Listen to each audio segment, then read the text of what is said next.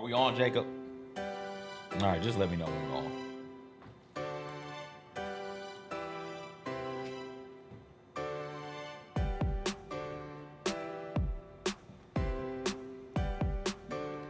Chat is big into Kai Soto early, and it's not our usual Kai Soto fan.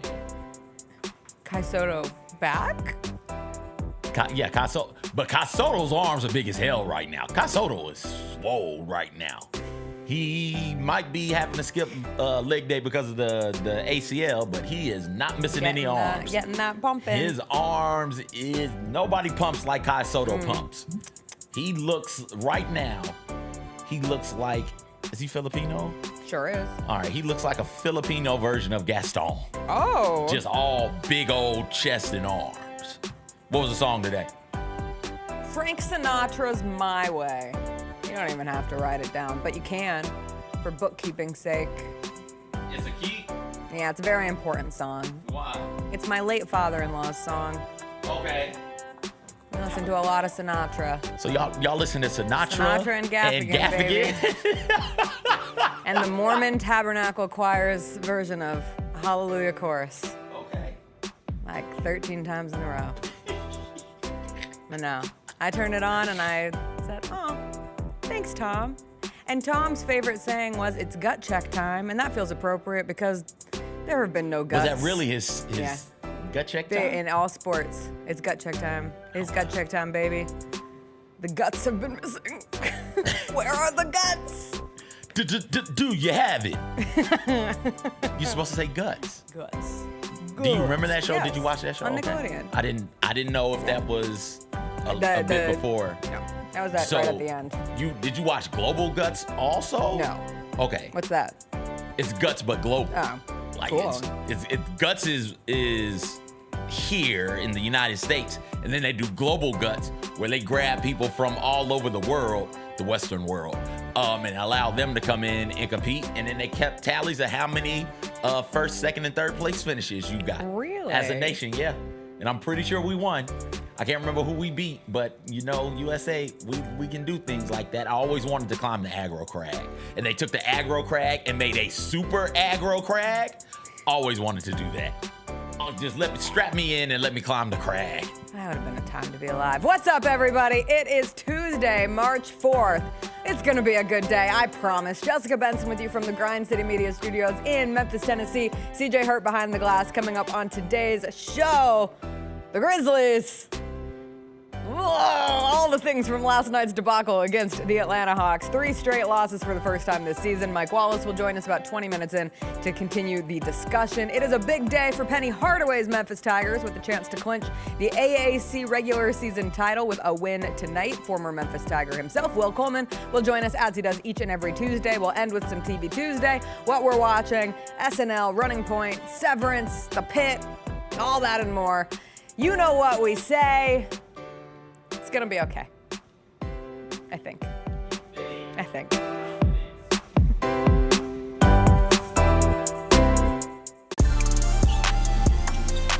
a pump fake, a 3, it's through for Desmond Bane. FBK, fly by King.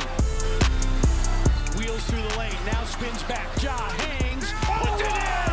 Oh, what a shot by Morant in the clutch. So hot, oh, Jared said no! Because he doesn't put on the play, comes up with a monster block.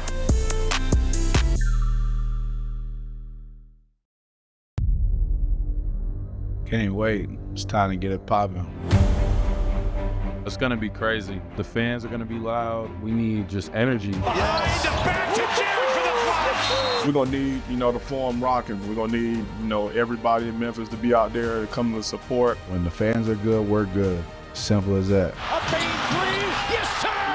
Desmond Bane with ice water in his veins. We'll ride the energy together. Pro Kroger shoppers and Grizz fans. One exclusive last-minute discounted ticket deals texted straight to you during the Grizzlies 2024-2025 season. Sign up with the new Kroger Buzzer Beater deal. Fans can sign up by texting Grizz to 636-479 or visit your local Kroger store in the Delta Division and scan the QR code. By signing up, you agree to receive recurring automated promotional and personalized marketing text messages from the Memphis Grizzlies. Consent is not a condition of any purchase. Message frequency varies. Message and data rates may apply. Shinedown. Dance Kid Dance Tour. Live in Memphis. FedEx Forum, Saturday, August 30th. With special guests, Bush and Morgan Wade. Get tickets now at livenation.com. Shinedown, live in concert. For more, visit shinedown.com. Grizzlies fans, dunks, dimes, and no-looks are great on TV, but nothing compares to catching them IRL. And that starts with buying tickets at Ticketmaster, the official ticket marketplace of the Memphis Grizzlies and the NBA. Ticketmaster gets you to the game so you can catch every highlight in person. From seeing your favorite Grizzly stars up close to hearing the squeak of the sneakers on the hardwood. Put that jersey collection to use and get tickets at Ticketmaster. There's no better brag than saying you saw it live. See you courtside, Memphis. They say main event Jey Uso was going to open the show. So they said they're starting to hear rumbles around the plaza level of Jey Uso. They're getting the crowd together to build up the main event Jey Uso entrance. Hey, 15,000 people together, yeeting in unison, 5-star. They are yeeting together. Tune in to Grind City Wrestling weekly on the Grind City Media app and on the Grind City Media YouTube channel.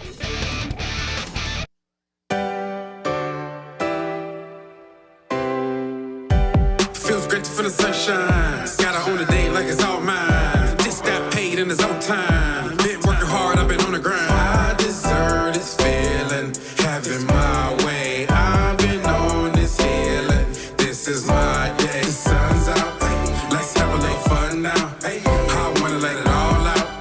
That's what it's all about. Cause I deserve this feeling, having my way. I deserve this healing. This is my day. Grind City Media presents The Jessica Benson Show with CJ Hurt. Live from the Grind City Media Studios on YouTube at Grind City Media and the official Grind City Media app. What's up, everybody? Happy Tuesday. We are here. CJ, I was going to say, look, the sun still rose this morning. And I know technically it did, but it's very cloudy outside. It's very, very cloudy, which just feels appropriate. And this weather's going to put off New Orleans Mardi Gras. There's like serious concern about like potential winds being strong enough to cancel Mardi Gras. The winds are blowing. It was so windy last night. Yeah. Talk about just like bad. Stocks took a tumble. Dolly Parton's husband died. The Grizzlies lost another game. I lost the Powerball. We bought a Powerball ticket over the weekend. I thought, well, surely if I had to suffer through another one of these late situation Grizzlies losses, maybe at least I'll win the lottery. No. And then it was so windy, I could barely go to sleep. Because I couldn't stop thinking about that dumb game, and I couldn't stop thinking about what I was going to get up here and say in the morning. And I woke up and I was still sick to my stomach. I was sick to my stomach last night. I was pretty speechless after it happened, but then it was just feeling ill. And we'll just get straight into it. From a regular season pain perspective, I do not think that there is anything worse than back losses on opponents' game winners with 5 seconds or left in the game.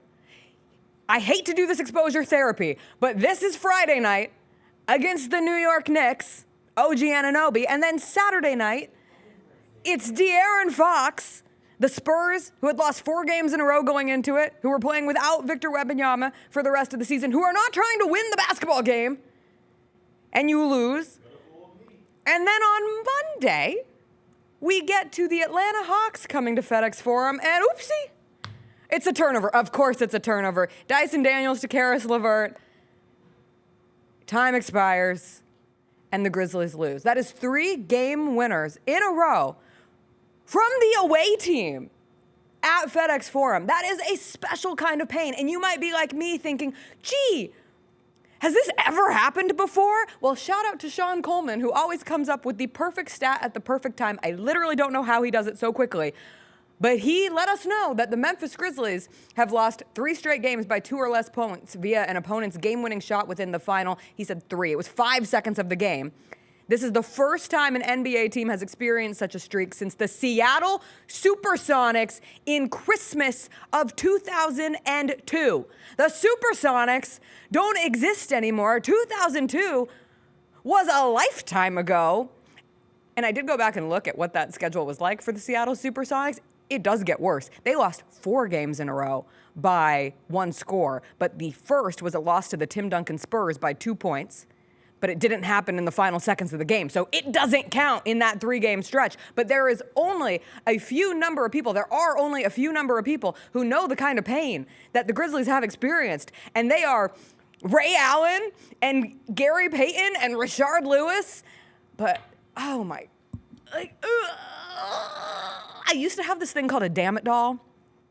Someone gave it to me at some point in time. They're called Damn It dolls. They sold them at like Hallmark. And it had a little phrase on it, but you're supposed to hit it against things, but it was a doll and it was soft, so it couldn't hurt anything. So, but when you were really mad or upset, you took the Damn It doll and you were like, damn it, damn it, damn it. It's a lot of damn, sorry, children. But I don't have it anymore. I looked for it as I couldn't sleep last night. I thought, God, this would be the perfect time for it. But you know what? Couldn't be found. What did this doll look like? Kind of like a voodoo doll, but like long. Okay. You could search them. They were a real thing. All right. I don't even know where they became popular. I mean, I do, because sometimes you never know when you're going to have a situation where you watch your team lose 3 straight games in 4 nights. It's not even spaced out. It's 3 games in 4 nights feeling that way. Stunned. Even when you think, yeah, things have been going poorly. Maybe they lose this game. Stunned.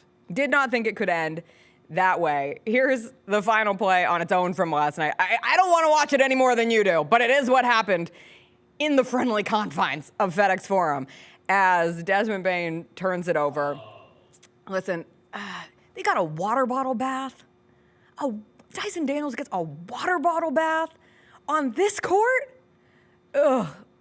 It was just painful. It was so painful. And it's painful because of the collection, right? Like, it's not just losing to the Hawks. It's losing to the Hawks after losing to the Spurs, after losing to the Knicks in the fashion that it happened. And oh yes, going into this 5-game homestand that was supposed to be all sorts of promise as you're holding on to the 2 seed, and maybe you can use it to your advantage if you're the Grizzlies to get some solidification of your seeding in the West. And instead, you're the 4 seed, which they are still the 4 seed this morning because the Rockets lost to the Thunder last night. Shai Gilgeous-Alexander put up 50 points. And oh wait, the Thunder come into this building on Wednesday. So it does feel as if certainly 3 straight losses of that degree have to be rock bottom. But now you have the Oklahoma City Thunder in a game that got flexed onto national television. Forgot to mention, Jaren Jackson Jr. got hurt. That obviously had something to do with last night. 2 minutes into the game, Jaren Jackson Jr. goes down after trying to contest a Dyson Daniels layup. They get tangled up underneath. You immediately know he's uncomfortable. You kind of hope to yourself, oh, it's an ankle. Maybe he could come back.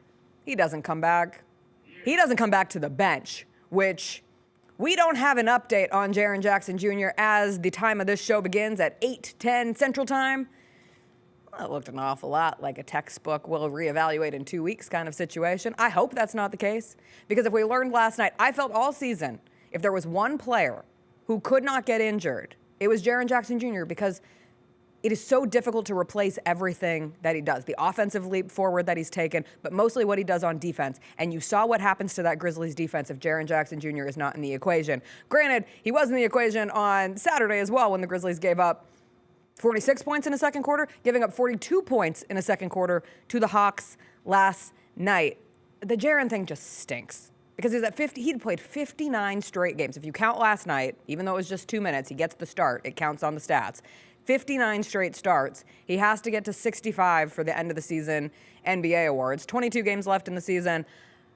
Here's to hoping it's not a long-term situation for a myriad of reasons. Let's go back to let's go through this rationally and in some sort of an order. Going back to the last play of the game, CJ, would you have called a timeout? No. Dudes on the court got to be players. They got to be playmakers. There's got to be one playmaker on that court at that time. But there wasn't. And we've seen it time and time again. And because of that. Here's my question. You call the timeout, and who's in the game? What are you going to do? Because if those 5 in that situation aren't playmakers that should be on the court that late, you call a timeout. Who's coming off the bench for this? Then it becomes, if the answer is nobody. Sure, then you're just giving the Hawks a chance to sub out Trae Young, and it goes forward. I would do anything because there was no momentum on the Grizzlies side. They had not scored since 2:37. 2:37. Since the Edey pick and roll, nice little Desmond Bane find. Got Dez his, I think that was the assist. Yeah, of course it was. That got Dez the 35-point triple-double, first of his career. Won't matter, just like Jaren's 42 points on Saturday. Don't matter.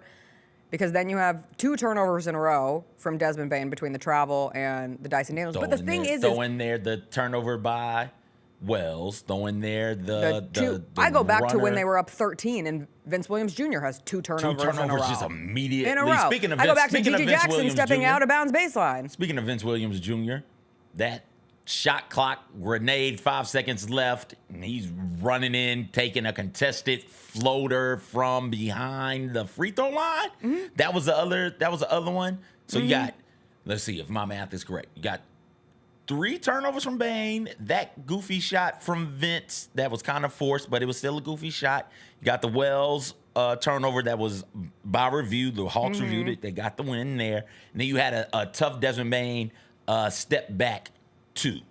And that was the last 5 possessions for the Grizzlies, if I remember correctly. It didn't look like anybody wanted to shoot down the You stretch. guys say wanted to shoot. I don't think that anybody was capable. Desmond Bane is great going downhill. You think it's based on capability? Yeah, not Desmond on Bane is great. I think that's fair. I think they're linked. Going downhill, he's great. Just step back, taking that shot. He's great when somebody else creates for him. He can step into it. Mm-hmm. He's good at those types of things. Dribbling side to side, not really his MO. And that's where I would have called a timeout. And I get it, like personnel-wise, you're probably not changing the 5 players on the court for the Grizzlies, but it gives you a chance to draw up something, and maybe it is not Desmond Bane on the ball. Granted, I don't know what you do at this point. Who would you want on the ball? You clearly don't trust your backup point guard, who's the only true backup point guard on the roster. We've had this conversation ad nauseum this season. But you don't trust Scottie Pippen Jr. to be in the game at that point. He got yanked after that terrible defensive possession where I think he took Gigi and Scottie out after a Karis LeVert 3. You got torched by Karis LeVert. Losing to a Hawks. Wait. I understand Grizzlies fans and we're supposed to be upset about what happened last night.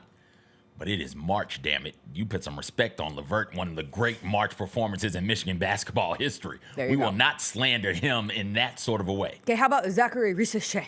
I think you can start nailing the coffin on the Rookie of the Year talk. 27 points. If he took one more wide open 3, I swear it. Booty butt naked open. Naked from Zachary Risichet. You lost to a Hawks team where Trae Young scored 12 points. Trae Young didn't make a 3. Mm-hmm. The Hawks had 82 points in the paint.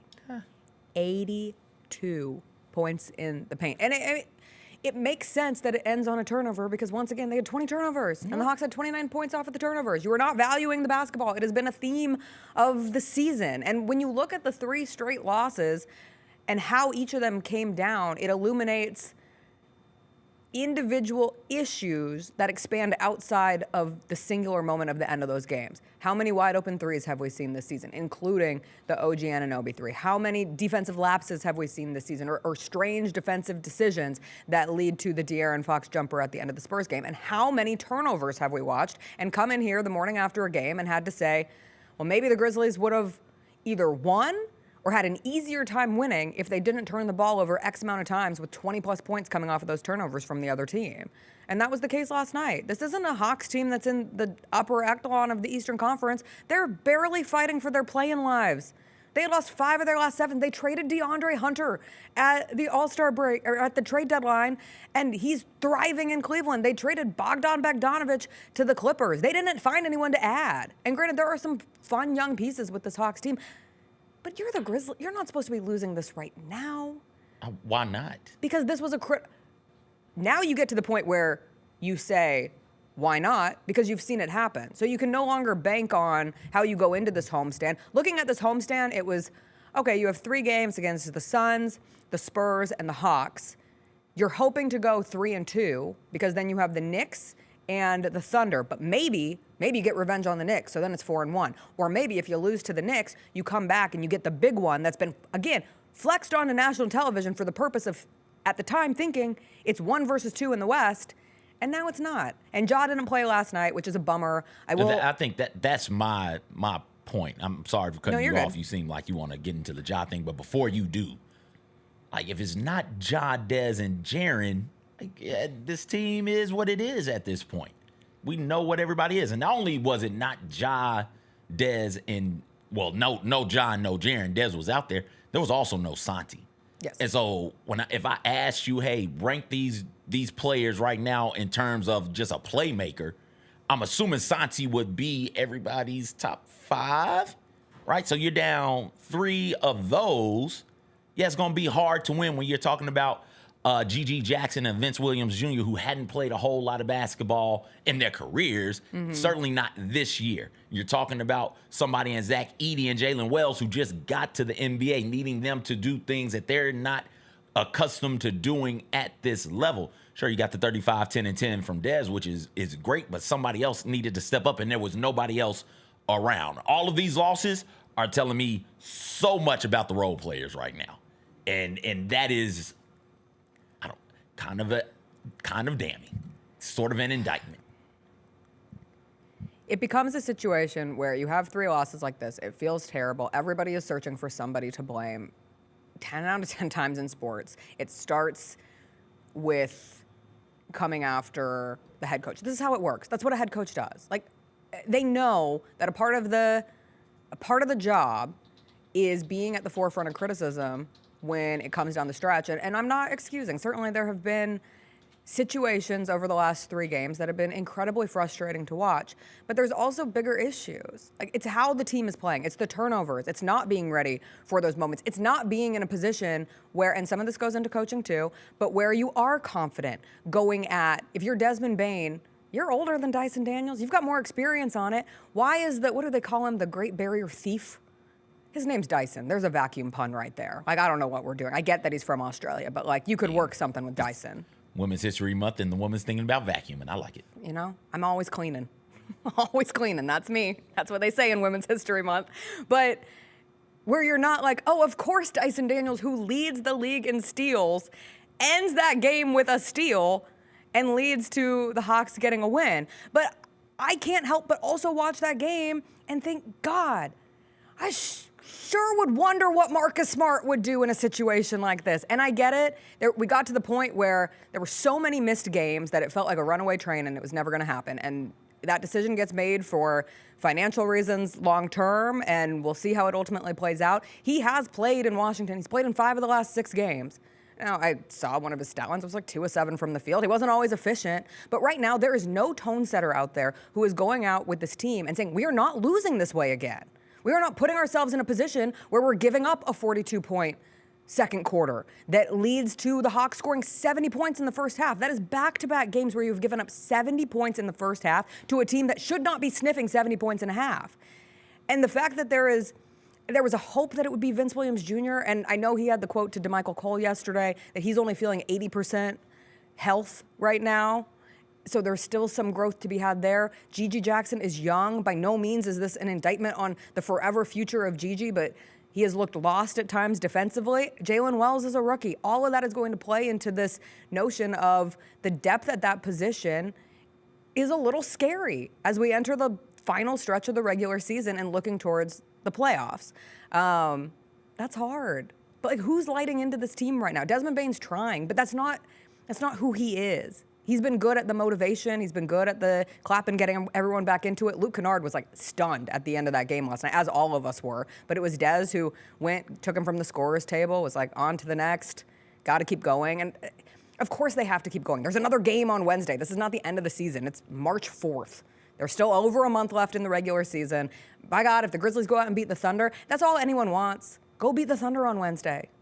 Turn this around. It's not a lost season. there is still much to be had. Now, the Jaren injury is not a good place to be sitting in. That's the worst thing to come out of last night's loss. But there's got to be some soul searching with this group. Like, you gotta be better, period. And that sounds so easy. Be better on defense, don't turn it over. Keep it simple, stupid. These dudes ain't that young, the ones who are the stars of the team. So if they can't lead you and you're constantly looking around for veteran leadership, like, I don't know what to tell you. At a certain point, they've got to be the ones who get the job done. Now, last night there was no Jaren, no Ja. But still, you in these types of situations, you need the third person, the one who is out there, need him to be superhuman.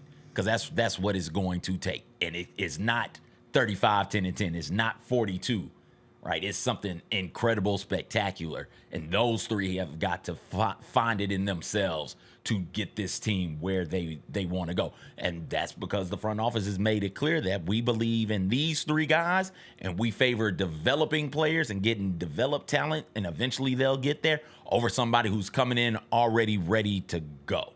You know, that's what the front office, it seems like, is valuing. And I think, was it 2 years ago, after the Lakers lost, when Kleiman was like, well, maybe we doubled down a little bit too much on youth. I feel like they continue to do that, and maybe they've swung. They have absolutely swung in the front office. They swung at people and missed, but they have tried to bring in quality players. Eventually, you got to get some of those quality veterans. Eventually, you got to get some more of those in here if this team is going to make a legitimate push for something other than a first-round exit. You started going into the Ja, and I sidetracked you. I apologize. Before the music gets playing, what were you going to say about that? He misses another game, which you can't get around the frustration of it. He is your superstar point guard. And there have been so many games this season where you think, well, if Ja played, they probably would have found a way to win. And I understand fans being frustrated. I would assume, I don't like to ever speak for players, I would assume Ja's frustrated. I would assume everyone's frustrated. And this shoulder soreness, you hear Taylor Jenkins talk before the game yesterday and calls it short-term versus long-term, which is good for the long-term, but terrible for the short-term. And I do always caution fans, this is not a Grizzlies issue, this is an NBA issue. Because when a player misses a game, the immediate thought is, just like coaches sign up for taking the brunt of a lot of criticism when things are not going right for a team, players sign up to take on a lot of the brunt when they don't play because it's easy. He's not well enough to play. There are 8 million steps. That is hyperbole because I don't know how many exact steps it is, but if you throw out a big number, it makes the point. There are so many other things and conditions and systems at play in every single NBA team that deems whether a player can play or cannot play on any given night.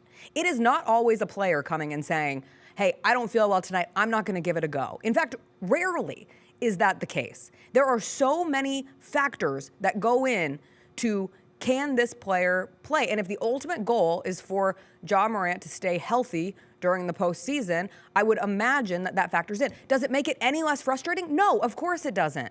And does it, by nature, solidify or give you 100% confidence that an injury isn't going to happen? No, of course not. We saw last night, injuries can be so random. That Jaren play, so unnecessary. And yet it ends with him on the ground in pain, trying to get back up, trying to stay in the game, immediately getting taken out, and then going to the locker room for the rest of the game. But yes, the availability of your star point guard, something that has been a massive negative for this team.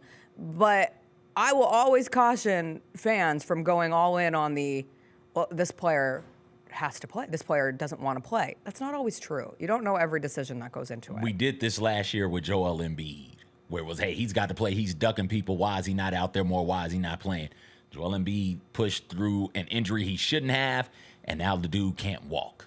Yeah. Right? Like, so just a word of caution to echo your sentiments, a word of caution as it pertains to that sort of thing with players. All right, we'll continue this conversation. Mike Wallace, senior editor of Grind City Media, is going to join us after a quick break. We'll catch up with Mike when we come back.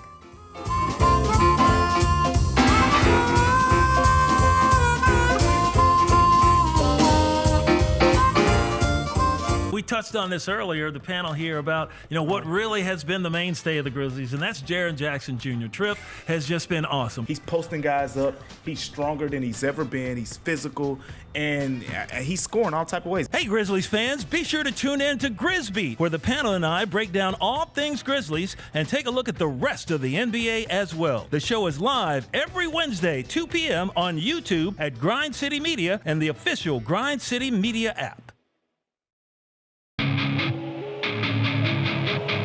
Our fans have a huge impact on our ability to play to the level that we're striving for. Drop off, Durant. Oh! Well, you wanted home crowd involvement. I love those moments where you see our guys engaging in the fans, and the fans just get pumped up. They are standing at FedEx Forum. I would hate to be on the other side with the opposition when FedEx Forum's rolling. That's such an unbelievable relationship that our group has with our fans.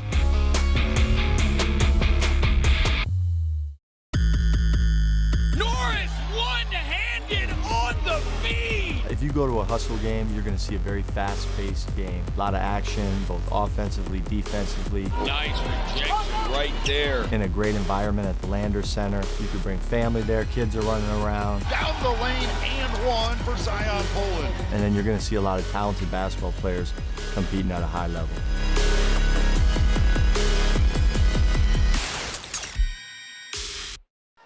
There's no substitute for experience, the knowledge gained from having been there before, and the passion to share what you know to make everyone around you better. It's true in basketball. It's true in banking. Grizzlies Checking from Pinnacle. Play hard. Bank easy. Open a Grizzlies checking account with at least $100 and a recurring direct deposit by August 31st, and you could receive a $200 direct deposit bonus into your account. Details at grizzliesbanking.com. Member FDIC. Thanks for showing up, Memphis. Nothing beats catching your Grizzlies IRL, and nobody knows that better than you. So next time you want to hit up a game, Ticketmaster's got your back with tickets to every upcoming matchup. Whether you're catching the Grizzlies at home or on the road, you'll find tickets at Ticketmaster, the official ticket marketplace of the Memphis Grizzlies and the NBA. Keep putting that jersey collection to use and get Grizzlies tickets today. There's no better brag than saying you saw it live. See you courtside again soon, Memphis. 45-minute video on Tony Allen on YouTube. I just saw it yesterday. He managed to dominate the NBA for 14 years, despite missing one of basketball's most important skills. But here's the crazy thing. Why does that hurt your feelings? It didn't hurt my feelings. It's positive. He at least should have more of my highlights. The Chris Vernon Show, live on weekdays at noon on YouTube at Grind City Media and the official Grind City Media app.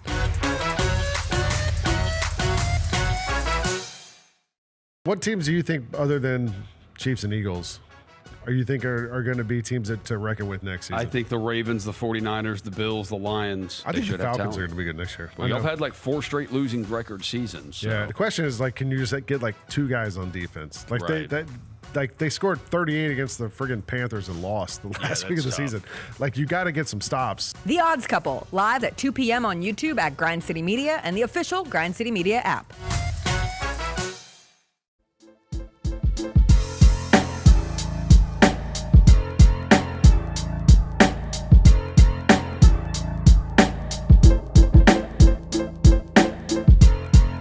Welcome back. It is Tuesday. That means it's time to catch up with Mike Wallace, senior editor of Grind City Media. Mike, can you make any sense of the end of last night's game? Or how do you try to make sense of it here this morning?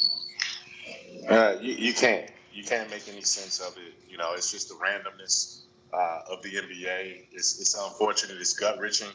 When you think of ways that, you feel like.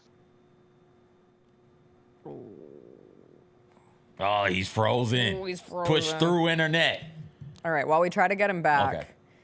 I was going to say earlier, obviously Vernon uses the grumpy Grizzly, right? We're all grumpy. Grumpy is a universal feeling. I was trying to find other words that could be synonyms of grumpy. Oh, he's still talking? Sorry, listening in my head. No. There you are. About that. Yeah, I'm in a hotel lobby, so I'm going to try to keep my fingers crossed and hope that the Wi. Oh, dang it. Grouchy is a synonym. Grouchy, cantankerous. How do you feel cantankerous this morning? I don't listen, man. I don't know. But Grouchy is bloody-minded. bloody-minded. I know, it sounds aggressive. And not near as aggressive as that damn it doll, which you had me looked up. I'm gonna have nightmares about that. They're not that scary. Do they still make them? I think so. I don't know if they still make them. I know you can There's buy a whole them. website, damnitdolls.com. You can buy them. There's one you can support the Los Angeles Fire Department. 5% of proceeds will benefit the LAFD if you purchase their specific for damn it a doll. doll, you're just gonna bang around and abuse. Yeah, and that's the frustration. point of the damn it doll. All right. So, but I think the grumpy thing works because it's the G. Yeah, I know. Grind City, Grizzlies. But there's not another G. Is there not? Is there an No. M? Malcontent Memphis? Malcontent. Malcontent. Morose. Morose Memphis. Grouchy Grizzlies. Grumpy Grizzlies. Morose Memphis Grumpy Grizzlies. Yeah. Yeah. Mike. I think you guys got me. I hope you guys got me. You know, I'm faring about as well as the Grizzlies are right now. You know what I'm saying? With this Wi-Fi, but you know, it's one of those losses, man. That was just, you know, it was gut wrenching because you figure, hey, there's not another way the Grizzlies can figure out a way to lose. You're up 13 in the middle of the fourth quarter against a Hawks team that really isn't doing much of anything in the East, and they incrementally chop you down and then get a walk-off winner at the buzzer. It's frustrating. And even without Jaren Jackson Jr., when you're up 13 in that situation at home, you got to figure out a way to win that game, no matter what it takes. And right now, the Grizzlies are just in their own way. It's a combination of injuries. It's a combination of just bad luck. It's a combination of the schedule getting tougher and the defense just being atrocious right now. And Curses. Foiled again. Defense atrocious. It's all right. We'll catch up with Mike. Mike, we won't catch up We're with going you. to catch up with Mike another time. Yeah, it's just... We wish you safe travels. Honestly, He comes back, and then he just freezes. So indicative. Just like the Grizzlies, they come back, and then they just keep freezing at the end of these games. I just heard him, and now he's Tough. froze again. It's I'm tough. pretty sure. Mike, It's if you all can right. hear us, Mike, if you're listening, it's fine. We'll holler at you Grouchy, next week. grumpy, morose, whatever you want with it. One of the things I did want to ask Mike is, and I'll ask you, CJ, instead, an honor. Does this team have an identity? Yeah. What is it? It's those three. That's it. It's Ja, Jaren, Dez. That's it. And when you're down two of those three. When you're down two of them, no. And The when you're team down last one of night, them. no, you don't have something you can say you do. You point to and say, hey, we do that. Yes. Really, really well. Outside of pace. I guess pace. Okay. Playing fast. Playing fast. Playing fast. But you're playing But fast, so fast that at you're- to your detriment. And I mentioned this earlier in the year as it pertained to the turnovers and as it pertained to some of the open looks teams were getting and things of that nature. And I'll say it right now again, take the air out of the ball.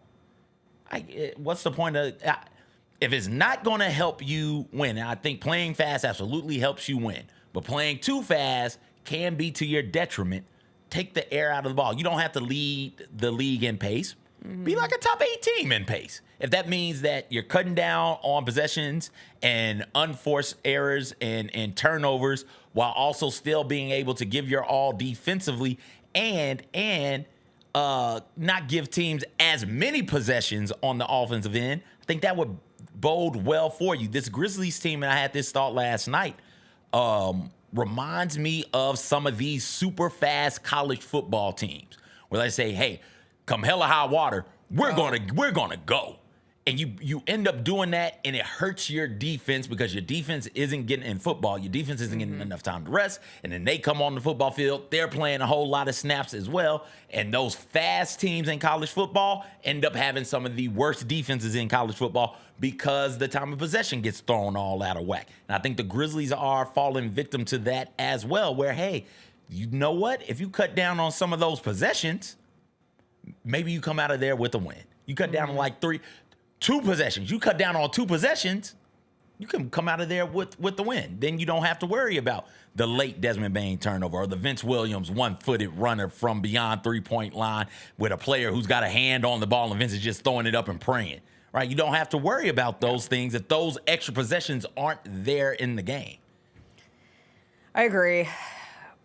The defense has just gotten so bad. I mean, Taylor said it last night. You score 130 points, you should be able to win the game. And even like as this game is turning, because to go through my process of watching a game, trying to figure out, is there going to be a walk-off interview, right? And if there is going to be a walk-off interview with a winning player, because we only do them after a win, what is going to be asked? And so there's the obvious of, coming off a disappointing weekend, you lose Jaren early, you give up 42 points in the second quarter. How do you turn this around? But then through the third quarter, when they're putting up 42 points of their own, you do look at the balance that this team was able to find in spite of being down their two biggest producers this season in Ja and Jaren.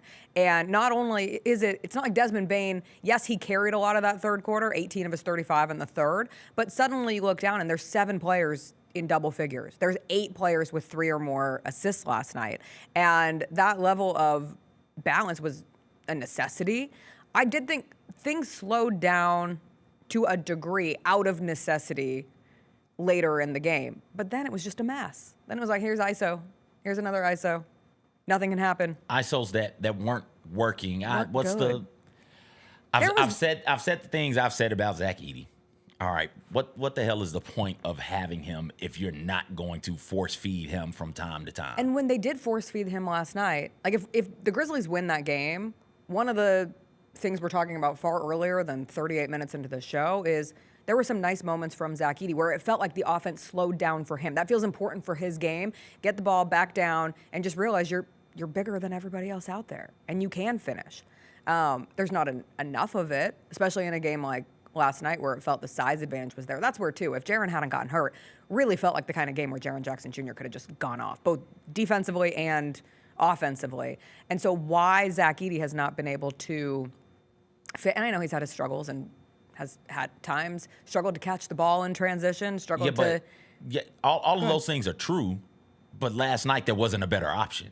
Yes. That's my point. Yes. And last night, especially late in that game, when Dez is trying everything he can to simply move up and down the court because you burden him so much, you got to find somebody out there who's able to give you something easy. Offense. And Jalen Wells isn't that because he's not creating for anybody or himself. Neither is Vince Williams Jr.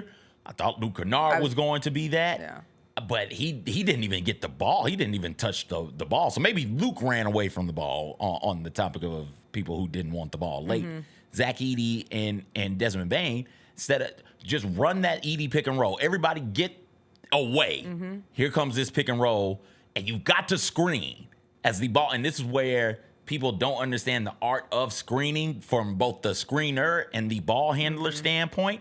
Screener make contact with the body. The Grizzlies do a great job of some of those like fake flyby screens, but they don't really hit you on the screens. In that situation, screener hit the body, ball handler, wait. That's where those old Steven Adams screens were in a league of their own.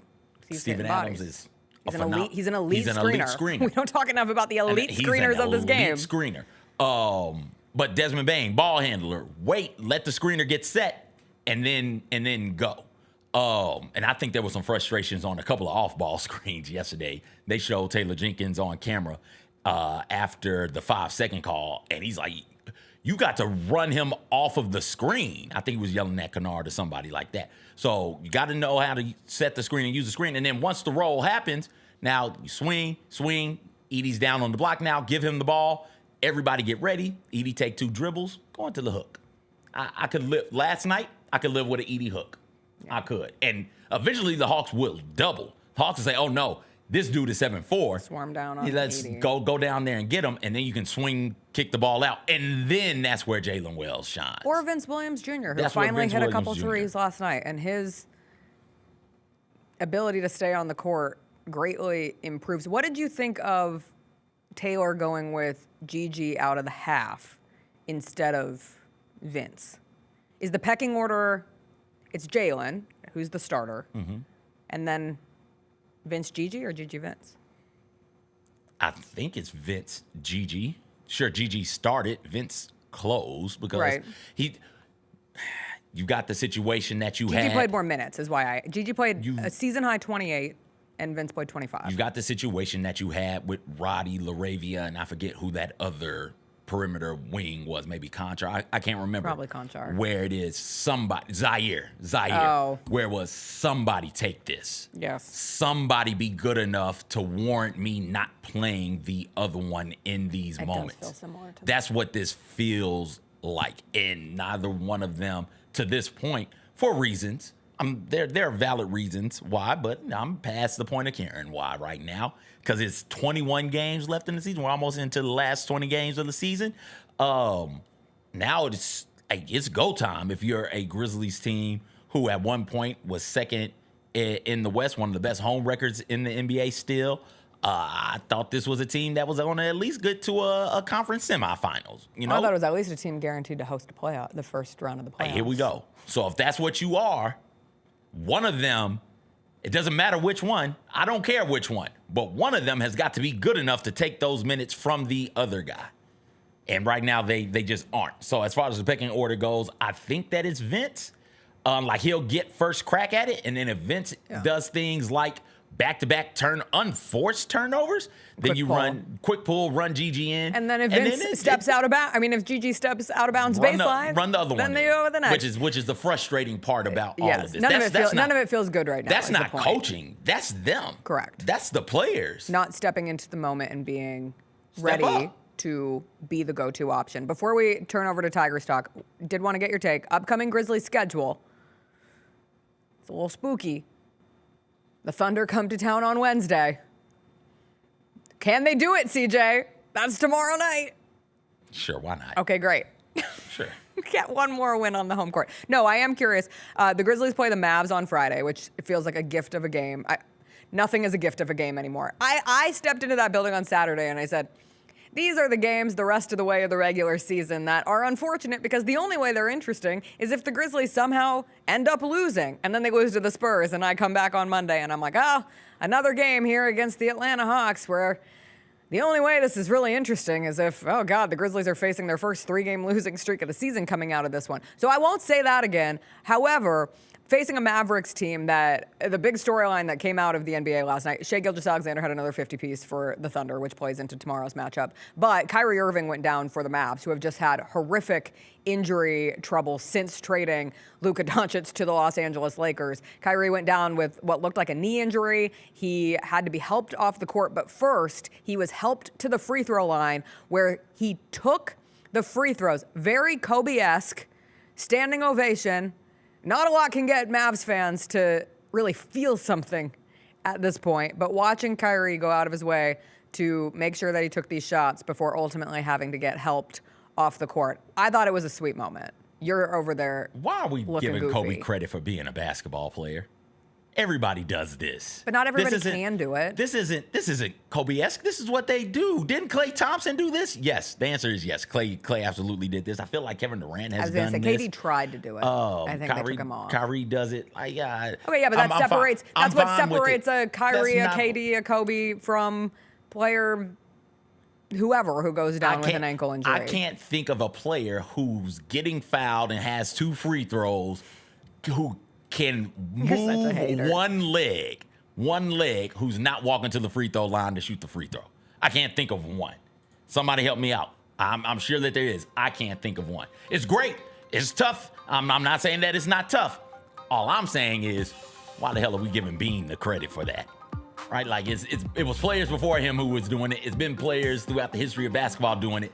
I'm just asking the question, why Kobe get the credit for doing it like that? Oh, Kobe started that. Oh, Kobe's the one who made that popular. Kobe is the toughest dude. Like, get out of here. Stop it. I'm just asking the question, are the Mavs cursed? When Nico Harrison traded Luka Doncic to the Lakers, did it unleash? The Lakers? The Lakers. Yes. A curse. Wow, I sounded like that girl on White Lotus. They are now now without White Lotus. I know. Anthony Davis, still out. Gafford, still out. Lively, still out. PJ Washington, still out. Jaden Hardy also went out with an injury last night. Kyrie Irving now looks like he's going to be out. It does create an interesting situation where the Mavs are in the 10th spot in the West right now. They are 3.5 games ahead of the Phoenix Suns, who I killed off this week. But it might have been too early of a kill. I kept the Suns alive. Don't worry. You did. I kept them alive. As the furthest right person on the show, you kept the Suns alive. But you want to know who's right behind the Suns? Trailblazers?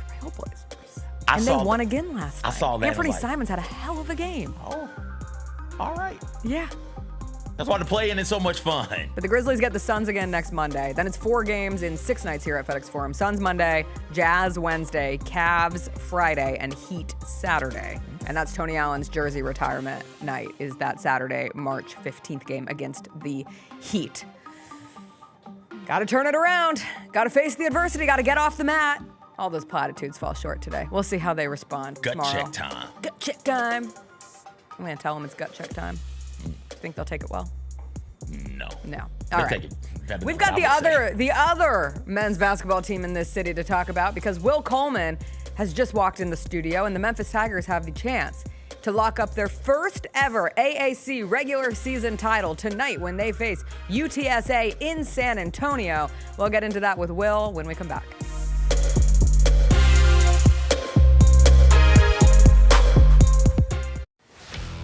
Let's face it, there's a lot of trash talk in basketball, but the great teams let their performance do the talking. Like Ford F-150 with Pro Power on board, a class-exclusive industry-first feature that turns your truck into a mobile generator and leaves the competition speechless. Ford F-150, official truck of the Grizzlies. Greatness starts here at your Mid-South Ford dealer. Class is full-size pickups under 8,500 pounds, GVWR. Our fans have a huge impact on our ability to play to the level that we're striving for. Drop off, Durant. Oh! Well, you wanted home crowd involvement. I love those moments where you see our guys engaging in the fans and the fans just get pumped up. They are standing in FedEx Forum. I would hate to be on the other side with the opposition when FedEx Forum's rolling. That's such an unbelievable relationship that our group has with our fans. When it's all on the line, you turn to the strong, the stable, the unwavering, to those with a history of raising their performance to meet the moment. It's true in basketball. It's true in banking. Grizzlies Checking from Pinnacle. Play hard, bank easy. Open a Grizzlies checking account with at least $100 and a recurring direct deposit by August 31st, and you could receive a $200 direct deposit bonus into your account. Details at grizzliesbanking.com. Member FDIC. Sonic Radio. Welcome back to Sonic RNDIO. That spells radio with me, the CIO. This just in, the new Sonic $1.99 menu lets you build a crave-worthy meal for just $1.99 an item, whether that's a creamy shake, crispy tots, or a quarter-pound double cheeseburger. This just out. Ostriches. They're mean, not very cute, and in my opinion, way too big for a bird. Don't miss the Sonic Fun 99 menu. 5 items, always $1.99. Live free, eat Sonic. Tax not included. See menu for details. Thanks for showing up, Memphis. Nothing compares to catching your Grizzlies IRL. And that all starts with buying tickets at Ticketmaster, the official ticket marketplace of the Memphis Grizzlies and the NBA. Ticketmaster gets you to the game so you can catch every highlight. Put that jersey collection to use for the next game and get Grizzlies tickets at Ticketmaster. Whether they're here at FedEx Forum or on the road, Ticketmaster's got your back when it comes to scoring tickets. And there's no better brag than saying you saw it live. Are you aware of the story of Larry Brown and John Calipari coming to see you at an AAU tournament? I knew Coach Calipari was in the crowd. I had this incredible game. I had maybe 17 dunks in the first half or something. One of my guys was like, "Yeah, I think Coach Calipari was speaking with one of the NBA scouts, and they're saying, yeah, you're not going to go to college, bro. You're going straight to the league." I was like, "That's the plan, but if I don't, I definitely want to go to Memphis," and that's how I went down. The Gary Parrish Show, live on weekdays at 10 a.m. on YouTube at Grind City Media and the official Grind City Media app. We got Southern Heritage Classic news. Mike, Tennessee State out. Where do you think the Classic goes from here? Is this a thing that sort of dooms this Classic, Southern Heritage Classic? I don't ever bet against Fred Jones. I don't count Fred Jones out. You have to have the event. You have to continue to have the weekend, and a football game has to be part of it. Get all of your HBCU sports and culture news by tuning in to HBCU Huddle with CJ Hurt and Mike Wallace. New episodes drop every Thursday on grindcitymedia.com, YouTube, and Spotify.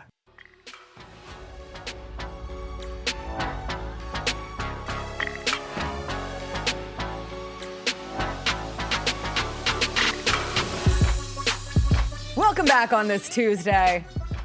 Welcome Luckily, there's some happy hoops, perhaps. I don't want to jinx it, but it could be an exciting night for the Memphis Tigers when they play UTSA, and we have Will Coleman in studio, and Will Coleman comes bearing gifts because I didn't know if this day could be turned around, Will. Let's go. It can. But you have come through. It can. So I figure we start off tame today. I know it's March. All right. March Madness is Happy right March. around the corner. Did you know it's March? I didn't know it was March. So we'll start off tame. We'll kind of ramp into these things. Now, in this bag here is kind of a cultural snack, okay? You know, the Cultural snack. the Rotel. African Americans use, Rotel. Yes. Hot Cheetos, Doritos, maybe even a hot dog, Takis. The Caucasian community, I've seen some eat it right out of the bowl, or they politely dip their chips in it, So you do what you will with it. But I got some regular Tostitos chips. Oh, you got the little scoops. And I got the joints with a hint of lime. Ooh. Okay. Zesty. This thing piping hot, so we're going to get it out of here. Oh, my God, I love Rotel. We're going to have to. Hell yeah, Will. We're going to have to stir it up here. Hell yeah. Have to stir it up here. Well. Get it nice and. There we go. Yes. One Rotel all damn month. Yes. You're not the stepdad. You're the dad who stepped up in this situation Yes, there because, we my go. God, did we need some saving on this fine morning. There you go, right there. Nice. CJ, and, would you mind getting a little on a plate for me? Get some of that right there. It is I like the way you it's do it women's right history. there. Yeah, what's the secret to your Rotel? Man, a couple spices and dices and a little love and affection. So we got some ground beef in there. Ground beef. And sausage. Ground beef. And sausage? Double meat? God. Hell yeah. Are you crock potting or pan? No, wait. I can look at this and tell. This is out of a pot. Yep. This is pot. That's what I meant, pot. Yeah. Wow. All right, well, you have single-handedly turned this morning around. The Memphis Tigers could really turn this day around when they play UTSA tonight. How are you feeling going into this one? I feel good, but again, sound like a broken record. I just, these are the games that we can kind of not necessarily drop, but just kind of forget about. UTSA, strength of basketball team, depending on where the team that we're playing based off of what we could win or obtain. It seems like a gimme, you know what I mean? But if you go in there overconfident, too cocky, we could drop this basketball game. So we got to go in there and stay focused and do what we need to do. I thought Sunday's game against UAB was a really great reminder that when this team has a little extra oomph behind them going into a matchup, and going down on the road, hostile environment, but ultimately coming out with what in the end just felt like a solid win. It's not like they won by 20, but it didn't feel in doubt down the stretch. Man. And they significantly felt like the better team, which would make them the best team in the AAC. And a win tonight does lock up a regular season title, which is something that they haven't done in the American. And it is very tough to say we are the best team in the American and not have a regular season title to back that up. So how significant is that when it comes to just adding that to the collective resume as CJ dances so happily behind you with the Rotel in his Garfield hat with his Garfield-like snacks? Just living the life, living the dream. I think it just shows a testament to Penny. And, at first it was real easy for me to say that Penny's best basketball team was Kendrick Davis and those guys when they made that deep run. But this team has come along and has surpassed that team and has, battled a lot of adversity. A lot of chatter, a lot of bad talk. Penny has gotten a lot of hate. And the fact that he's gotten these guys to rally together seems like right at the right time to be able to play together and go right through March or coming into March.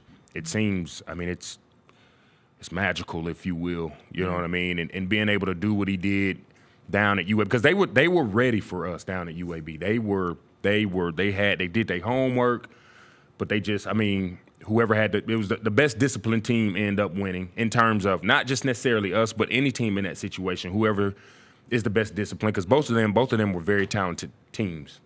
So whichever team takes care of the ball, makes solid passes, follow throughs on plays, runs the offense, and whoever comes up, again. A what? A Coke. No, I don't want a Coke. Thank you. Again, with the most discipline, comes up with the win. So being able to have that and possess that kind of discipline walking into March, I think is going to be very huge for us, especially knowing that we could potentially be in that 5-6 seed range, which is, in my opinion, the worst seed you can have. Just because those 5-6 games always bust everybody's brackets. So it's a toss up. Right. But the 5-12 or the 6-11. Yeah, but I think again with that discipline walking into March, I think we'll be solid. I also think you brought up how nice it is to see for Penny, and it makes me so happy. Like he deserves this moment, and there have been ups, downs, all arounds in his tenure as head coach. But watching the celebration in the locker room on Sunday was awesome. Like these players, they're having fun. Oh yeah. Like they're not just winning. They seem to truly be connected as a group, and that connects to them wanting to play well for Penny. Yeah. I think it shows a lot on Penny's part too, because not to say that he wasn't always having fun, but I think truly right now he is having a lot of fun. I think he was guarded, like appropriately guarded. He's having fun. He's around some people that he can trust. He trusts his guys. The guys trusting him. And you can just see it on the guys. And, maybe it wouldn't have been different a few years ago, but I feel like the energy that went down in the locker room, even after a big game, I just don't think players would have been, excited enough or even brave enough or bold enough to douse Penny in water after a celebration. But that is a Don't let me stop you, Will. Keep going. After the celebration, it's good stuff. I love that. It's good stuff. Nick in the chat said, we could all stay upset and wallow in misery, or we could all be like CJ when he gets some food and just dance the pain away. Dance the pain away. There's no pain when you have free food. Food is delicious. Yeah. And this Rotel is really good. Thank Rotel makes me happy. Cheese makes me happy. Oh, I love cheese. I love cheese. CJ love cheese too. That's cheese. One reason I love cheese. But CJ loves some cheese, man. Appreciate it, Will. For you, your team never won a regular season title, right? You guys won a conference tournament, but you didn't win a regular season title. I don't think so, no. But this would be the first regular season title since Pastner's team in 2013. Yeah. Just how does that add? I know you can't give the exact perspective of the regular season title, but then going on winning a conference tournament, momentum is a very real thing. Like momentum in March matters. Peaking at the right time matters, and being able to build on various points of success, especially for a team like the Tigers, where the front-loaded portion of their schedule is so important. You're playing these big games. You're getting a couple wins. You beat UConn, and that really starts this. Even I know UConn has fallen flat on their face since, and all They beat Michigan State. They beat Michigan State. They competed with Auburn. I like to say we started that. I like to say we started the downfall of UConn. A lot of people not going, but we was one of them ones that really started to. It was like the beginning knock off the axis. That squad, man. Yep. It was almost like a David and Goliath type of vibe. Yep. You got Hurley walking in like he the big bad wolf, like he an untouchable. But he been getting his head beat in all season. And more important than Michigan State, CJ, I know for you everything's important on beating Michigan State, but they beat Clemson. And that win just gets better and better. They take the loss to Mississippi State. You beat Ole Miss. Everything in the SEC is a tough game this season. The Missouri win from way early in the season does nothing but age gracefully, as Missouri in the latest AP standings, number 15. Like those are, but it can be so easy to almost peak too early. To have those moments, then you get into AAC play. We talk about the, dog days of playing in a bad conference. That's my song. That's my song. The dog days are almost over. That's you do have to get right through there. the conference tournament, of course, and get you don't want to stop it now. And we're going to see UAB again. I firmly believe that. We're going to see UAB again. Well, if you see UAB again, I do think the greatest gift that the Tigers have is Dane Danger. Because if you're doing Dane versus Yaxel at this point, it's pretty clear who's winning that matchup. He's balling out of his mind right now. Is that the most important development of the season for the Tigers? Most improved player for sure. 100%. Most improved career. I'm willing to put his career call a collegiate career up against almost anybody, just to see the development. Because everybody, once you get a player, you start doing homework, you start looking at history, you start looking at what they were doing at previous schools. To see what he was doing and to see what he's doing now, I mean, it truly is a complete 180. He's playing like a man-child right now. I mean, he's confident. You can tell he got his swagger. He's playing like he knows what he's doing. He's playing like this me. Like, I do this, and can't nobody stop me. And it's good to see on the court, especially when you got him playing the way he is, and then obviously Haggerty and Roger. I mean, they're just all clicking. They're clicking. They are rolling, man. They hotter than fish grease right now, and I like to see it. Also, it doesn't matter from the basketball standpoint, but Dane Danger is one of those names in March that people get obsessed with. I'm saying it now. It's marketable. If the Tigers make it to the second round, no one will shut up about Dane Danger. Did you know on the Memphis Tigers there's a player, like for the people who just tap in, for the people who are sitting here on March 4th and are like, well, I know Auburn's really good and Duke has Cooper Flagg and they're really good, but I don't really know anything else. Right. That's like a quick learning opportunity for college basketball fans going into the tournament. We talked with you last week about Houston. They were surging. They continue to be, in my opinion, first team outside of Auburn, of Duke. Granted, you could make cases for a variety of teams in the SEC, but is there anything most interesting to you as we start going forward into conference tournament time? I will be keeping a close watch, and I hadn't watched as much because, I've been following my Tigers. I'll be keeping a close eye on the SEC tournament just because, anybody can get it in the SEC. It's been just throughout the whole conference play of the SEC. You don't know who coming out with a W. You just really don't. I'm curious to see what happens with Kentucky in the tournament. I think a lot of people have slept on Kentucky. I think they can sneak in and grab a couple wins and upset some people. And I think those are. And I'm kind of, I'm almost rooting for them just because I've seen what they've done and I've seen what they've continued to do. Well, I'm going to interject here with some basketball stuff instead of the dancing and the nachos. It's crazy to say that you think Kentucky is somebody people are sleeping on in the SEC because it's Kentucky. Right. They're a top 25 team. They're a top 20 team. I think they're 17. Right. Last time I checked, I don't know that I might be mistaken, but they're 19. They're 19. They're top 20 still. They're a top 20 team. Right. And in the SEC, where you got Alabama, Auburn, Florida, Tennessee, Missouri, right? Yeah. Like you Texas A&M, although they've lost 4 straight, but Texas A&M, throw them in there as well. You got a team in Kentucky that does feel a bit under the radar. That's just how good that conference is right now. Right. They just, the talent level that has emerged in the SEC this year. And you like you said, you in the years past, you've had a couple teams make some noise, be the giant killers and just run the table. But this year, it's literally anybody's game. And I think, like you said, Kentucky is probably it's a. I know y'all were talking about blue bloods. Would you consider that a blue blood? Yes. Okay. When you have a program as prestigious as that, and it's kind of like an outlier compared to everybody else that's even though they're ranked, but in the SEC, they kind of, not necessarily on the outside looking in, but they kind of, it's close, And so being able to watch them and see what kind of motivation and see what kind of drive they take into the SEC tournament, I'll be watching them closely, and I'll be, excited to see what they do. Forever blue bloods. Kentucky, Duke, Kansas. Man, Kansas been. Ooh. Kansas been. Yes. Did you see that picture last night of Bill Self? How many games has Kansas lost in a row? Like I want to say 4, but they lost to Houston last night, and there's a picture of one of the Houston players running past Bill Self, and Bill Self just looks dejected as all get out. But still, your blue blood status does not. Here's a question. Once you are a blue blood, can you lose your blue blood status? Or does that stay forever? Because we still consider UCLA a blue blood. We still consider Indiana, to a lesser degree, a blue blood. I think Indiana lost it.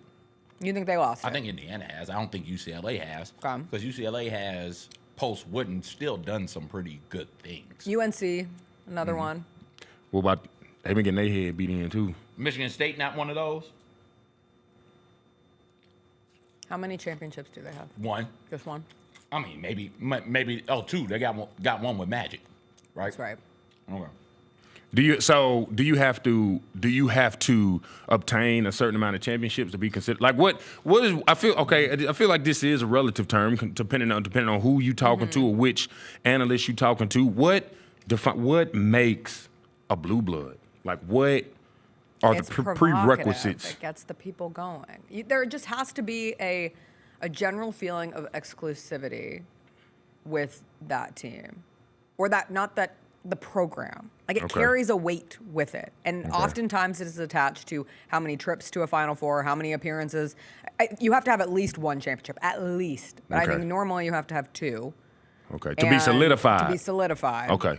Because even with UConn, like UConn is a recent blue blood addition. Yeah. Sometimes they call them the new bloods. Like a UConn, do you consider Villanova? There are those that you say with confidence, and then there are those. I think Louisville can be mentioned in that group also. I think UConn is. I think UConn is absolutely. I'm counting UConn in there too, yeah. Man. Any others you would add? I can't think of any, because when I think of blue blood, championships are great, but I think of, just history. Just prestige. Just winning. Like, what was the year history. recently when it was Coach K's last Final Four, I think, where it was Duke, UNC, Nova, and what was that 20? Was that Kansas? Yeah, Kansas. 22? Yeah, I was about to say 2019. 2022? That might But be you it. just know, you see those four names and they're all playing in the Final Four. You're like, wow, this one's peak special. basketball right here. Yeah, this one's special. CBS is like, yes, Yeah. this is precisely what we would like in these times. This is where the money at. Yes. Well, here's to hoping Memphis gets a win tonight. I hope so. And we're catching up next week. Yeah. And they also play Friday. And I did want to give you the opportunity before we let you go. Friday home finale. How important is it for fans to come out and show their support for this team at FedEx Forum? If you ain't been to a game. Dude, CJ, you're disgusting. God, you're like my husband sometimes. If you hadn't been to a in game, your beard. Ew, I can't. Get to a game. This the one. Friday night. Come on, what's this Friday? Look, I know everybody probably got paid last Friday, but this Friday, you ain't got nothing to do. I can't go because my daughter got volleyball, but I'll be watching. But just please get there. Is it a theme? Can we theme it? What is it? I don't know if it's I know it's senior night. It is a senior night. But can we, man, what? I'm a blackout, whiteout, what, blue out? What we need to do? I know we talked about this. What we need to do? Anything. Anything. Get the first 500, get a, man, I don't know, autograph session, free t-shirt, a bobblehead, something, man. Anything, bro. Come on, please, just, come on, dog. They don't have anything listed.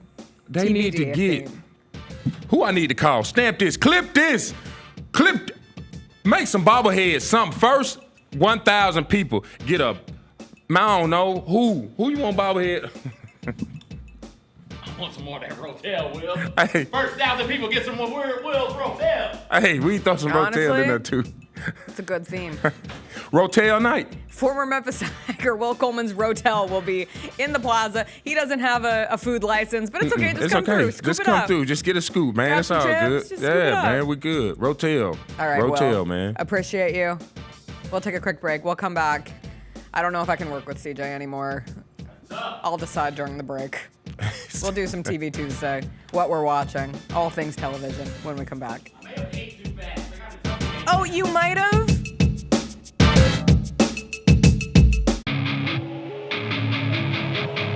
Our fans have a huge impact on our ability to play to the level that we're striving for. Drop off, Morant. Oh! Well, you wanted home crowd involvement. I love those moments where you see our guys engaging in the fans and the fans just get pumped up. They are standing in FedEx Forum. I would hate to be on the other side with the opposition when FedEx Forum's rolling. That's such an unbelievable relationship that our group has with our fans. Kroger shoppers and Grizz fans. One exclusive last-minute discounted ticket deals texted straight to you during the Grizzlies 2024-2025 season. Sign up with the new Kroger Buzzer Beater deal. Fans can sign up by texting Grizz to 636-479 or visit your local Kroger store in the Delta Division and scan the QR code. By signing up, you agree to receive recurring automated promotional and personalized marketing text messages from the Memphis Grizzlies. Consent is not a condition of any purchase. Message frequency varies. Message and data rates may apply.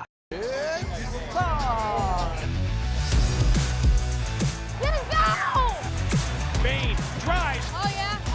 Close. He hits and the Grizzlies have the lead. Yeah!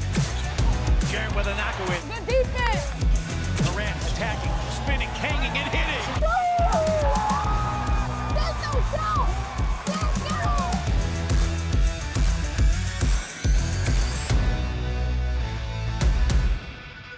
Thanks for showing up, Memphis. Nothing beats catching your Grizzlies IRL, and nobody knows that better than you. So next time you want to hit up a game, Ticketmaster's got your back with tickets to every upcoming matchup. Whether you're catching the Grizzlies at home or on the road, you'll find tickets at Ticketmaster, the official ticket marketplace of the Memphis Grizzlies and the NBA. Keep putting that jersey collection to use and get Grizzlies tickets today. There's no better brag than saying you saw it live. See you courtside again soon, Memphis. We Good luck did get today. a new shoe that dropped today that we should all be able to get if we want it. Fire. And it's been one people have been waiting for a long, long time. Yep. Asia Wilson. What do you guys think about the shoe? I love it. It looks great. We see people wearing Jaws. We see a lot of people wearing the GT line, but then also we see a lot of NBA players wearing the Sabrinas. Yeah. I bet you there's gonna be a lot of NBA players wearing. I agree with you on that. too. Oh, yeah. The Sneak Fest Show, live Tuesdays at 2 p.m. on Grind City Media on X, YouTube, and the official Grind City Media mobile app. Grizz Nation gets set for tip-off 1 hour before every Grizzlies home game with the warm-up show. Get the latest news, notes, and analysis live from courtside at FedEx Forum. This team is doing everything that Taylor Jenkins and his coaching staff envisioned it could do. Join me, Lang Whitaker, along with Michael Wallace, Jessica Benson, and other personalities from Grind City Media, Memphis, and around the NBA. 1 hour before every home game, live at Grind City Media on X, YouTube, and the official Grind City Media mobile app.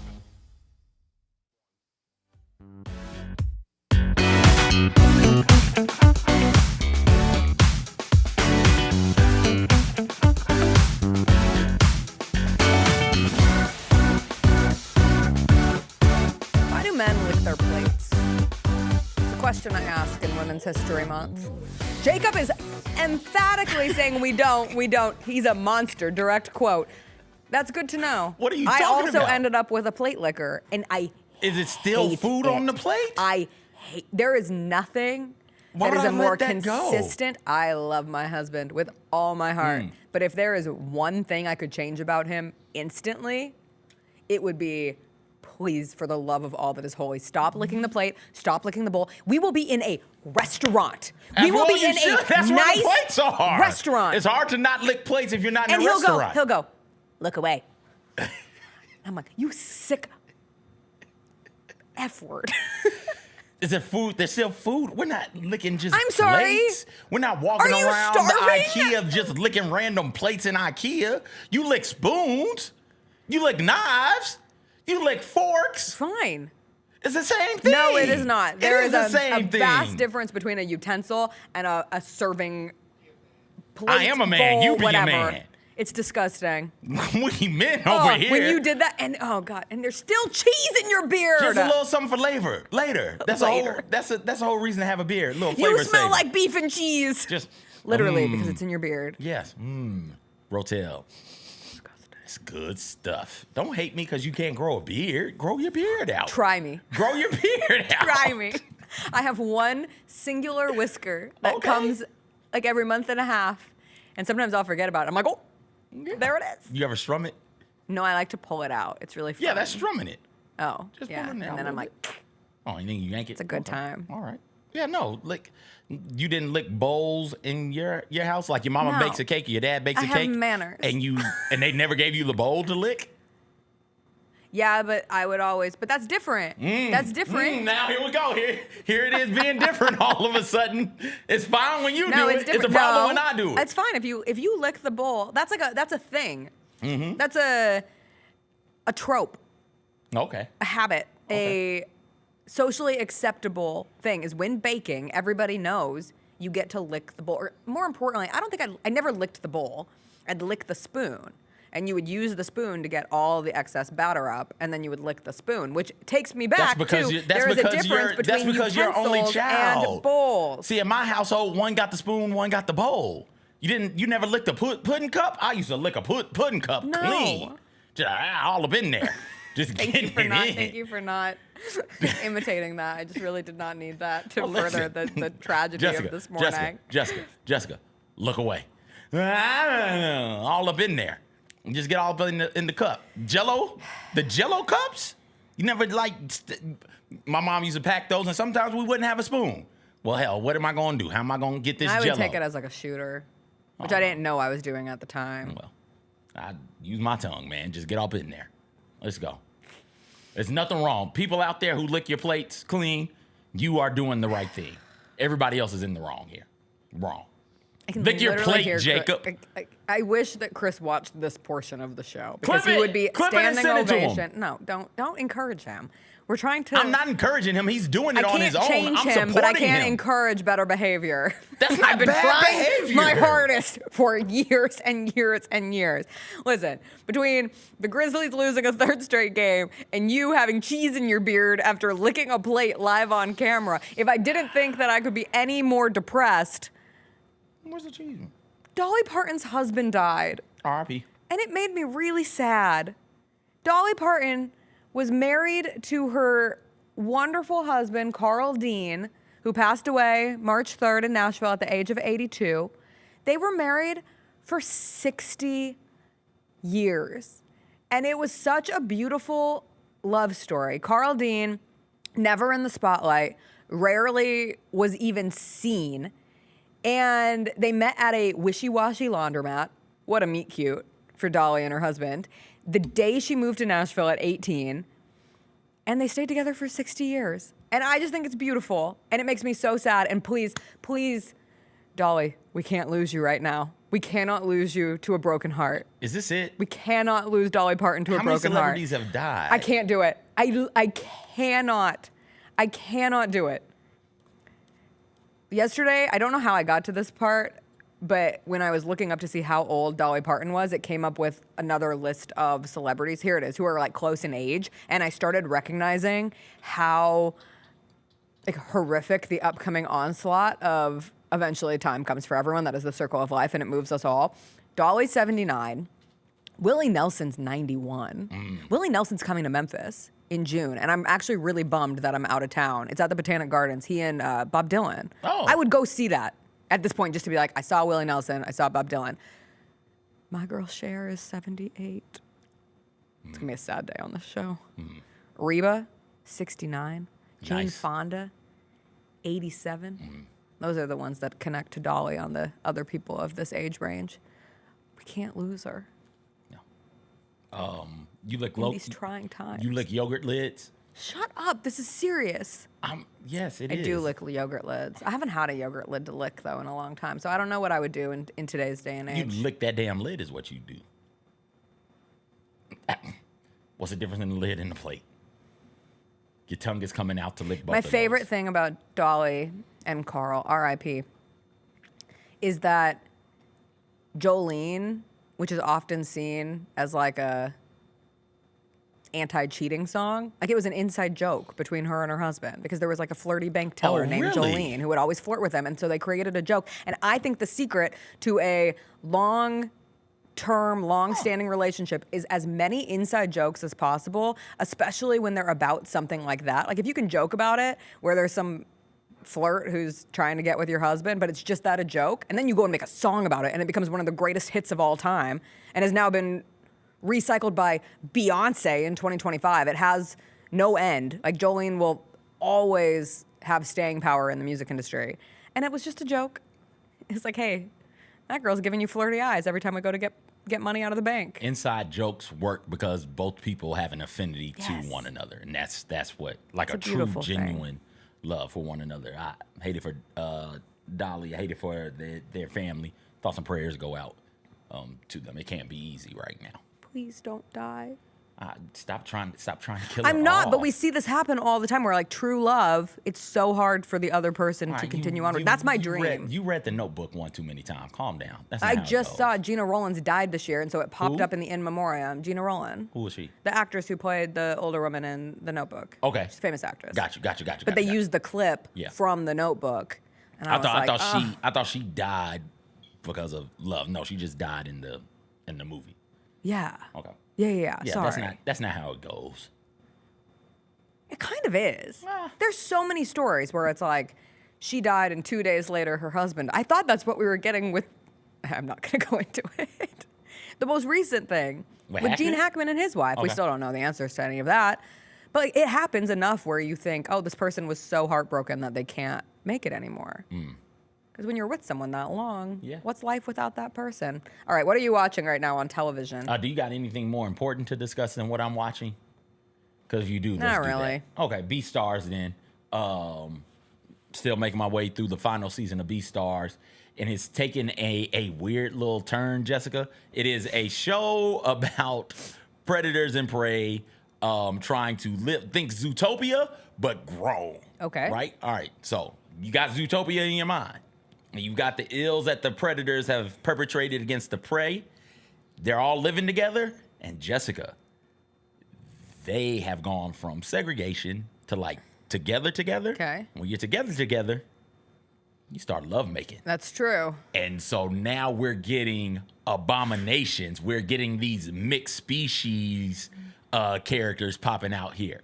So like there's a gazelle, like cheetah mix running around doing some crazy things. Okay. Such a wonderfully weird show. I'm glad that is ending. I can't keeping up with these Sounds things. odd. It is. I think, and so part of the issue is just the length of time between seasons.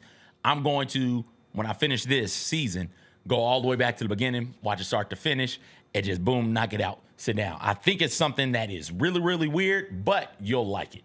Okay. You'll like it. There's some not so subtle messages about, hey, this is what it is to be oppressed and an oppressor trying to no longer be an oppressor type stuff popping off. It's some good stuff. Okay. So I'm watching that, still making my way through Your Friendly Neighborhood Spider-Man, obviously Abbott Elementary, The Neighborhood. As long as those shows keep coming on, I'm gonna continue to watch. I'm a bit behind on Papa's House and my hospital show. I saw a commercial for your hospital show, and I want to know. St. Dennis Medical, so I'm an episode behind on those two Your things. hospital. Yeah, my hospital.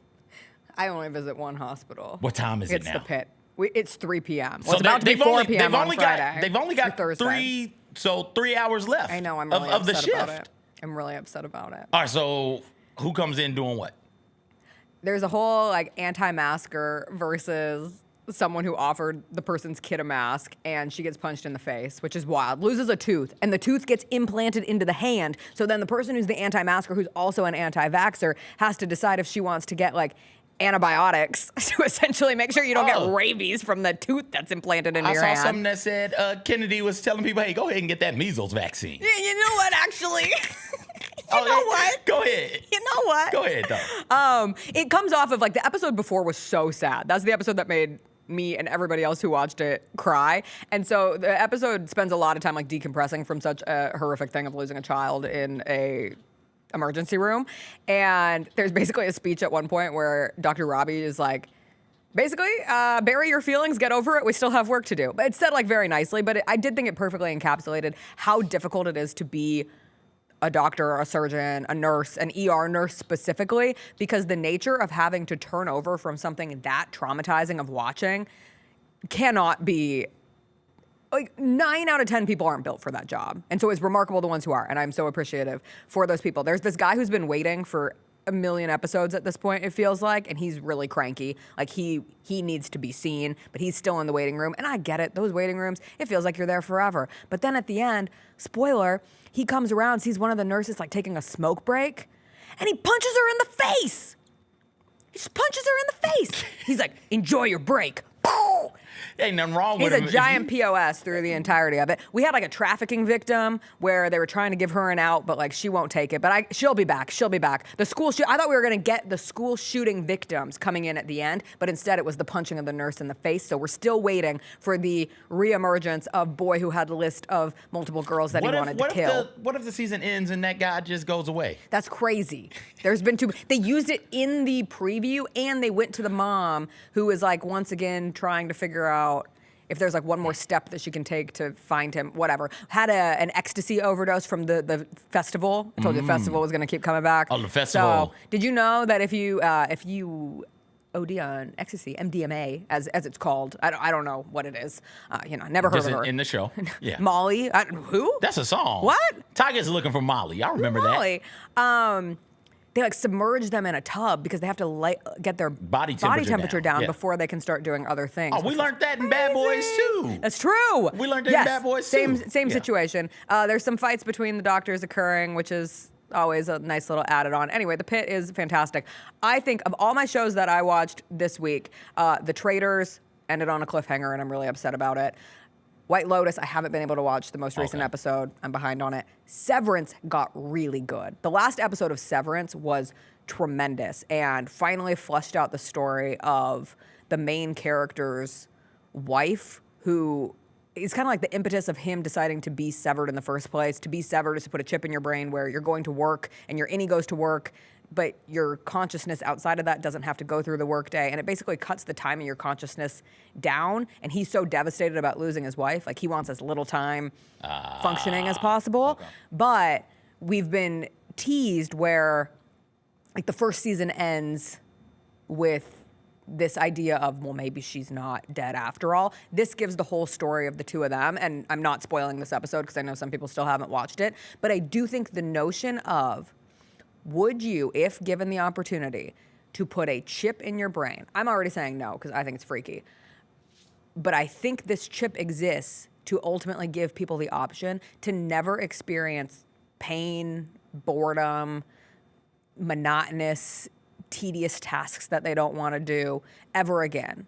Like, you wouldn't have to take a plane ride. You wouldn't have to go to the dentist. You wouldn't have to go to work. Like, all of those things would be split off into alternative consciousness within yourself, and then your primary consciousness would just continue to go about, like, with the fun and frivolous and easy parts of life. Crazy. Also, just like the rights of those other split versions of yourself. Like, what rights do they have? Who are they? Should they be treated well? Do they deserve to be stuck in literal purgatory of having to live the same terrible existence over and over and over and over again?